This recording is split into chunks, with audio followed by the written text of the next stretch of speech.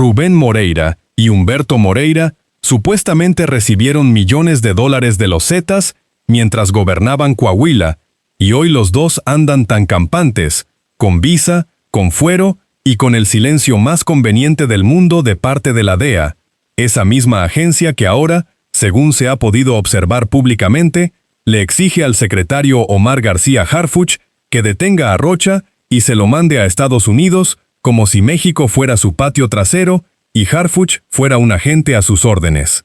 Eso es lo que supuestamente está pasando.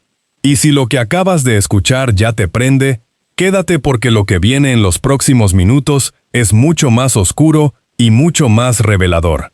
Suscríbete ahora mismo a este espacio, porque si esto te mueve, lo que sigue te va a dejar sin palabras y no puedes perdértelo. Hay un patrón que se repite en la política mexicana y que los medios del chayote nunca te presentan completo. Un patrón donde la indignación es selectiva, donde los dedos acusadores apuntan siempre hacia el mismo lado, y donde los mismos que gritan más fuerte son exactamente los que más silencio guardaron cuando sus propios aliados hacían exactamente lo mismo que hoy les reclaman a los demás. Este video no es sobre Rubén Rocha solamente, es sobre los Moreira caminando libres, es sobre el PAN que se quedó sin registro en Coahuila y no quiere que nadie lo note. Es sobre Farías preso sin que nadie en la oposición lo defienda con la misma energía con la que defienden a otros. Es sobre laboratorios de 6,000 metros cuadrados, desmantelados en Zacatecas, que desaparecieron de la agenda en menos de 24 horas. Todo eso forma una sola historia. Y amigas y amigos, esa historia empieza ahora. Para entender lo que está pasando hoy, hay que entender primero el regreso más ridículo y más corto que se recuerda en la historia política reciente de este país. Rubén Rocha Moya, gobernador con licencia de Sinaloa, supuestamente reapareció para retomar el cargo, invocando una supuesta exoneración de la Fiscalía Federal, después de 112 días fuera del palacio. Regresó sin avisar a nadie, sin consultar a su partido, sin coordinarse con la presidenta, sin calcular el panorama político que lo estaba esperando, y lo que encontró fue exactamente lo que no esperaba: su propio partido cerrándole la puerta en la cara. Morena no lo recibió con aplausos. La presidenta publicó un mensaje que, según la lectura de múltiples analistas políticos, iba directamente dirigido a él, advirtiendo que ningún interés personal puede estar por encima del pueblo y que el poder sin principios se convierte en arrogancia. Citlali Hernández le mandó su recado. Ariana Montiel, lo propio. Sus colegas gobernadores, en lugar de tenderle la mano, le exigieron firmeza, responsabilidad y algo que en la clase política aparentemente escasea cada vez más: vergüenza. Rocha leyó el cuarto, entendió que no había nadie de su lado, y el mismo día tuvo que presentar una nueva solicitud de licencia ante el Congreso de Sinaloa. Licencia temporal con carácter indefinido, decía el documento. Lo sellaron, lo firmaron. Y así terminó el regreso más breve y más humillante de la historia política reciente de México. Pero lo que nadie está contando con la misma energía es lo que rodea todo este escándalo. Y ahí, justo ahí, es donde la historia se pone verdaderamente oscura. Si no quieres perderte los próximos casos que vamos a exponer con este mismo nivel de detalle, suscríbete a esta plataforma antes de seguir. Mientras Rocha se convertía en el blanco de la semana, con la oposición exigiéndole detención y hasta extranjeros opinando desde afuera sobre lo que debe hacer la justicia mexicana, nadie, absolutamente nadie del mismo bando que hoy grita, mencionó a los Moreira. Y eso, como bien lo sabes, es exactamente el tipo de hipocresía que este espacio existe para señalar sin anestesia. Porque según diversas fuentes periodísticas y según el propio testimonio documentado del expresidente Felipe Calderón, Humberto Moreira supuestamente permitió que los principales cabecillas de los Zetas, entre ellos Miguel Ángel Treviño, conocido como el Z40, vivieran a sus anchas en Coahuila durante su periodo de gobierno. Y cuando Calderón decidió enviar a la Marina a combatirlos en su propio estado, Humberto Moreira supuestamente lo llamó para reclamarle. Lo que Calderón relató públicamente ante militantes panistas durante el proceso electoral de Coahuila fue que el entonces gobernador le dijo que Coahuila no tenía mar y que retirara a la Marina de su territorio. Eso lo dijo un expresidente de México, no un adversario político, no un periodista de oposición, un expresidente en un evento documentado, con testigos, ante militantes de su propio partido. Y aún así, hoy Humberto Moreira tiene visa americana. Rubén Moreira tiene inmunidad como legislador. Y desde Washington no ha llegado ninguna exigencia pública pidiendo que se los entreguen. A nadie se le ha movido un solo pelo. Suscríbete a este espacio, porque esto es solo el principio de lo que te vamos a mostrar esta semana.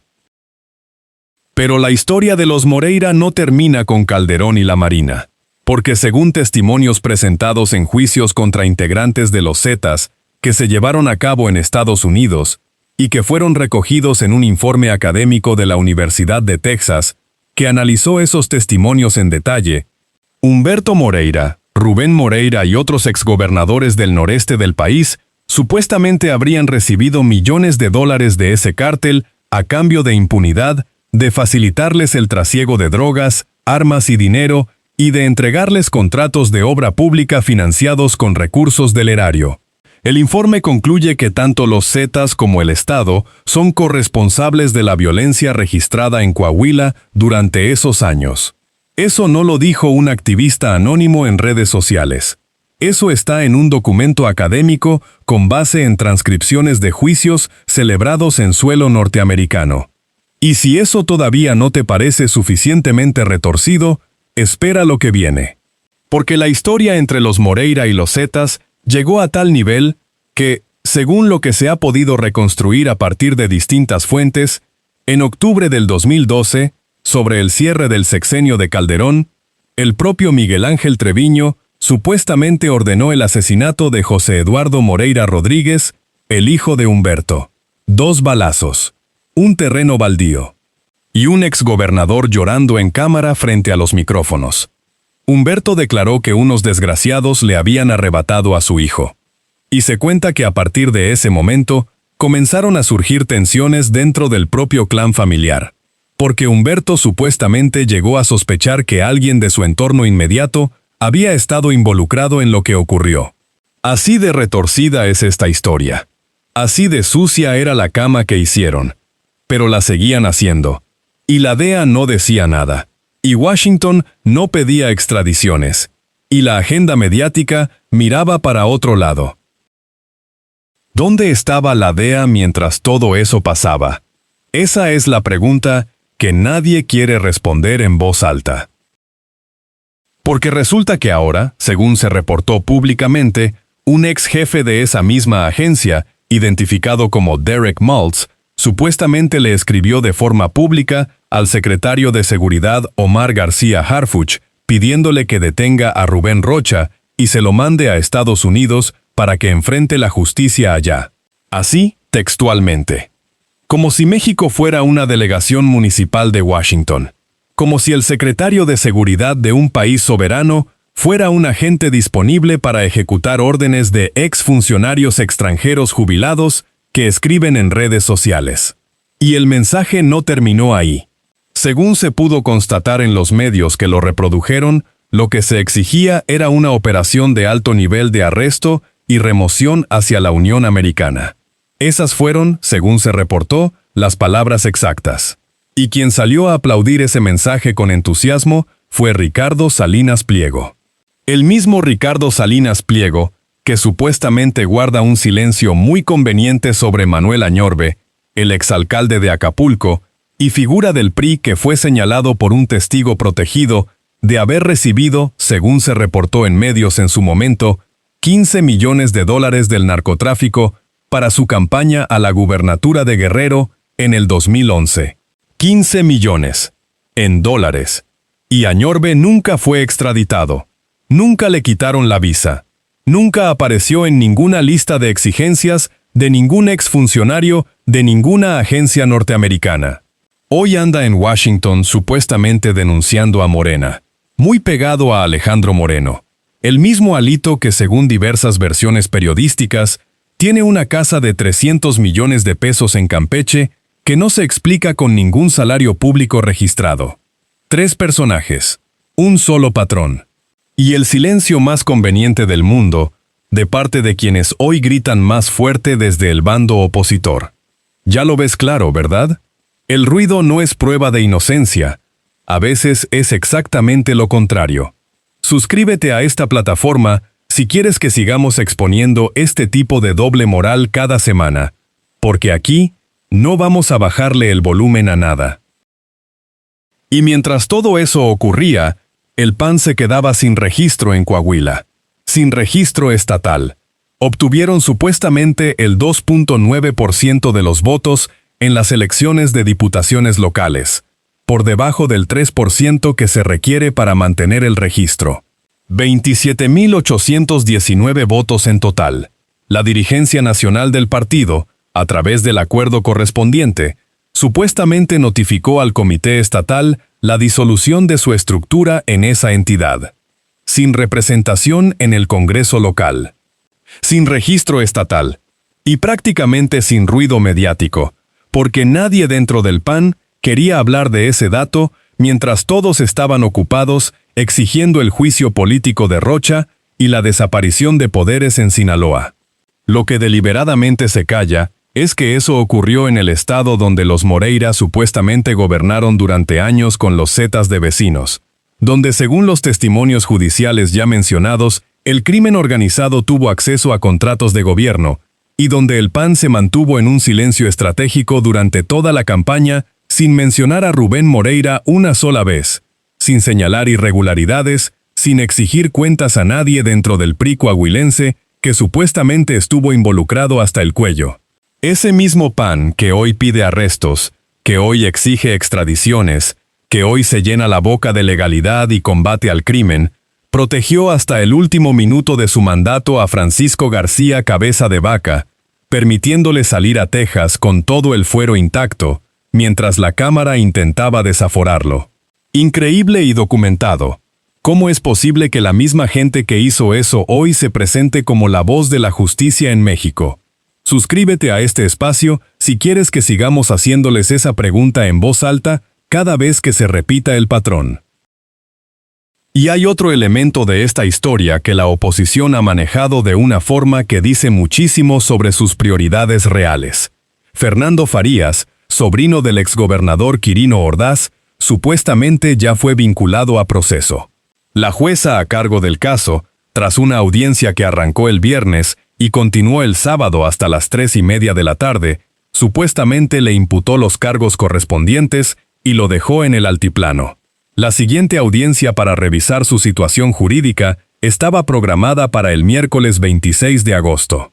Y lo que resulta llamativo, y lo nota cualquiera que siga la cobertura mediática con un poco de atención, es que la oposición que hoy llena sus redes de exigencias por Rocha no salió a defender a Farías con ni la mitad de la energía con la que defiende a Ernesto Rufo Appel. 2 personas presas. Uno con defensores ruidosos, con comunicados, con cadena de influencers y hasta con menciones en medios internacionales. El otro, prácticamente solo con sus abogados. Y eso no es casualidad. Eso es cálculo político puro. Eso dice todo sobre qué intereses están en juego en cada caso y quién le conviene más a cada quien como bandera en este momento electoral. Como bien lo sabes, en la política mexicana no hay inocentes ni culpables. Hay útiles e inútiles para la narrativa de turno. Y esta es la confirmación más reciente de esa regla. Esto no se les va a olvidar, y aquí vamos a seguir recordándoselos cada vez que sea necesario. Esto es lo que nadie te está diciendo con toda su fuerza. Mientras toda la narrativa mediática, toda la maquinaria del PRIAN, toda la indignación empaquetada de los comentaristas de siempre y hasta los exfuncionarios de agencias norteamericanas apuntan sus dedos hacia Sinaloa y hacia Rocha, en Zacatecas las fuerzas de seguridad locales supuestamente desmantelaron esta semana un laboratorio de drogas sintéticas de aproximadamente 6.000 metros cuadrados en la zona serrana de Fresnillo. 6.000 metros cuadrados. Para que te hagas una idea de la magnitud, eso es más grande que varias canchas de fútbol juntas. Además del laboratorio, según se reportó, se encontró un complejo de cabañas en el municipio de Jiménez del Teúl, supuestamente utilizado por la delincuencia organizada, con 30 kilogramos de material explosivo, 22 artefactos explosivos artesanales, estopines eléctricos, mechas de distintos tipos y cartuchos de varios calibres.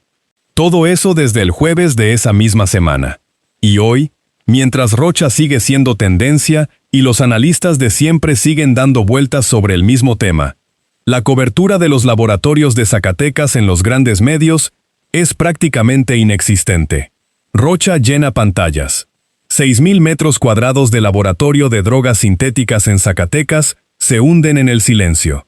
Así funciona la agenda, cuando el objetivo no es informar, sino direccionar la atención.